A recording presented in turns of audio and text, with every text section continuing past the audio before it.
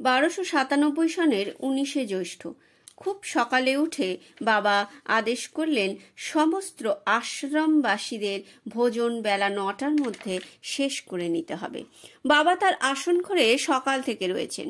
বেলা 10টার সময় তিনি নিজে খোঁজ নিয়ে জানলেন সকল আশ্রমবাসীর ভোজন সমাধা হয়েছে কিনা। তারপর তিনি আত্মস্থ হলেন। পরিষ্কার উজ্জ্বল দিন, সূর্য অতি উজ্জ্বলভাবে তার কিরণজাল বিস্তৃত করেছে। ব্রহ্মচারী বাবা সকল ভক্তদের দিকে একবার দৃষ্টি নিক্ষেপ করে স্থির হয়ে গোমুখাসনে বসলেন। তার পিছনে একটি কাঠের তক্তায় ঠেস দেওয়া ছিল। যোগ বলে তার আত্মা আলাদা হয়ে গেল। দেহ স্থির, চক্ষু পলকহীন। সকল ভক্তের উৎকণ্ঠিত চক্ষু বাবার দিকে প্রসারিত। তখন তিনি সমাধি অবস্থায় থাকেন। তখনও তার দেহ এই প্রকার স্থির থাকে, চক্ষু পলকহীন থাকে।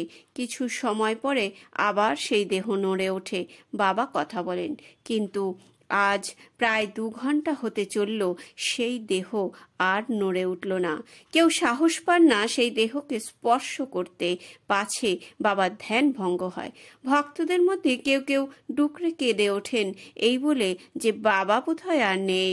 কেউ কেউ অধীর আগ্রহে দেহের দিকে তাকিয়ে থাকেন, যদি অন্য দিনের মতো দেহটি আবার নড়ে ওঠে বাবা বুঝি এইবার কথা বলবেন।